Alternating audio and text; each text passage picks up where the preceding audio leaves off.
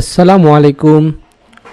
Learn with Rabiul YouTube চ্যানেলে আপনাদেরকে স্বাগতম জানাচ্ছি। আমি মোহাম্মদ রবিউল আলম।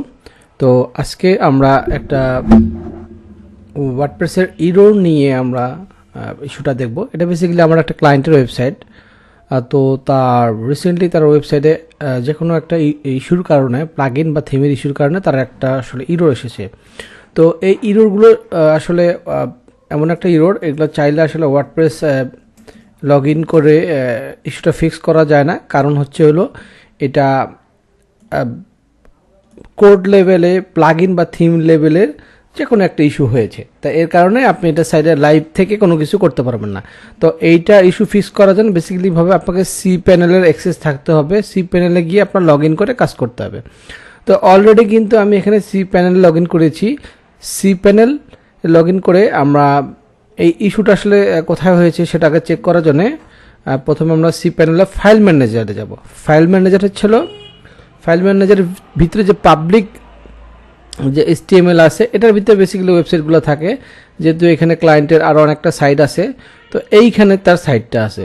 ঠিক আছে, তো আমরা এখানে যাব। গিয়ে সবার আগে যে error_log ফাইল, এই ফাইলটা আমরা চেক করব যে এই ফাইলে কোনো ইস্যু আছে কি না, অর্থাৎ কোন রুট থেকে আসলে আপনার এই ইস্যুটা এসেছে। তো আমরা এখানে লাস্ট স্ক্রল করে যখন নিচে আসবো, এসে আমরা দেখব যে এখানে একটু জুম যদি আমি করি, তাহলে দেখব 20 জানুয়ারি 2026 সমস্যা হয়েছে কোন প্লাগইনে, যে প্লাগইনসে মেড ফ্রম। ঠিক আছে, যে মেড ফ্রম যে প্লাগইনটা আছে এইখানে গিয়ে আসলে ঝামেলা করতেছে।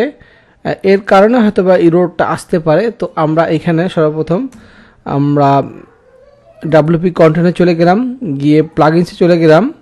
এই যে মেড ফ্রম যে প্লাগইনটা আছে, এটা আমি সর্বপ্রথম জিপ করলাম। ঠিক আছে, একটা ব্যাকআপ ফাইল এখানে রেখে দিলাম এবং এটা জাস্ট আমরা ডিলিট করে দিলাম। ঠিক আছে, আমি যদি রিলোড দেই দেখবো যে আমার ব্যাকআপ ফাইলটা কিন্তু এখানে আছে এবং মেড ফাইলটা ডিলিট করে দিচ্ছি। এখন জাস্ট আমরা রিলোড করব, দেখবো সাইটটা ঠিক হয় কি না। ঠিক আছে, সাইটটা কিন্তু আমাদের খুব সুন্দরভাবে কিন্তু আমাদের ঠিকঠাকভাবে কিন্তু শো করতেছে। ঠিক আছে, তো আমরা কিন্তু খুব সহজেই যে ইরোরটা ছিল, আমরা কিন্তু ইরোরটা ফিক্স করতে পেরেছি খুব সহজেই। যে কোনো ইরোর হলে সর্বপ্রথম ওই ওয়েবসাইটের রুটে গিয়ে যে ফোল্ডারটা থাকবে, ফোল্ডারে গিয়ে কিন্তু আমরা এই error.log ফাইলটা থেকে আমরা দেখতে পারবো। মাঝে মাঝে এটা কিন্তু হাইড অবস্থা থাকে, যেমন শো হিডেন ফাইল অবস্থা থাকে, তখন কিন্তু error.log ফাইলটা দেখা যায় না। মাঝে মাঝে আবার দেখা যায় আর কি। এটা ডিপেন্ড করতেছে হচ্ছিল মানে হোস্টিংটা আসলে কিভাবে ম্যানেজ করতেছে, সেটিংটা কিভাবে আছে। তো খুব সহজেই আমাদের ওয়েবসাইটে সর্বপ্রথম ইরোর আসলে আমরা এই ফাইলে গিয়ে আমরা চেক করব লেটেস্ট যে ফাইলটা আছে সবার নিচে যেটা পাওয়া যায়, তারপরে ওই প্লাগইনটা আমরা ডিঅ্যাক্টিভেট করব। ঠিক আছে, তো আমরা তো প্লাগইন ডিঅ্যাক্টিভ করলে আমাদের সাইটটা কিন্তু শো করতেছে। এখন আমরা যেটা করব, আমরা এই সাইটটাতে গিয়ে আবার দেখি ওই প্লাগইনটাতে আমরা আবার আনজিপ করব।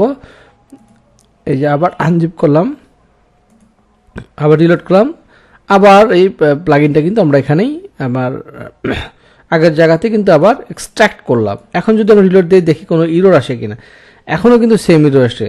তার মানে এই প্লাগইনটা আপাতত এই ভার্সনটা ইউজ করা যাবে না, কারণ ইরোর হওয়ার কারণে। তো আমরা প্লাগইনটা পার্মানেন্টলিভাবে এটা ডিলিট করে দিচ্ছি। এটার অপোজিট পাশে আমরা অন্য কোনো ফর্ম দিয়ে আমরা এর যে রিকোয়ারমেন্টটা আছে, এই ওয়েবসাইট রিকোয়ারমেন্টটা আছে, ওইটা আমাদের ফুলফিল করতে হবে। তো আশা করি বুঝতে পেরেছেন যে কিভাবে আমরা ইজিলি কোনো ওয়ার্ডপ্রেস ওয়েবসাইটে যদি ইরোর হয়, আমরা ইরোরটা কোথা থেকে দেখব এবং ইরোরটা কীভাবে ফিক্স করব। তো এই হলো বিষয়টা। শুধু যে প্লাগইন ডিলিট করলেই যে ইরোর ফিক্স হবে বিষয়টা এমন না। এক একটার ইরোরের ইস্যু হচ্ছিল এক এক টাইপের এবং এক এক টাইপের সলিউশন হয়। তো এইটা আমার চোখে পড়লো, তাই শর্ট করে একটা ভিডিও করে আপনাদের মাধ্যমে শেয়ার করলাম। তো আপনারা এই টিপস অ্যান্ড ট্রিক্সটা দেখে রাখবেন, আশা করি ভালো লাগবে। ইনশাআল্লাহ পরবর্তী নেক্সট আর অন্য কোনো ভিডিওতে দেখা হবে। আল্লাহ হাফেজ, ভালো থাকবেন।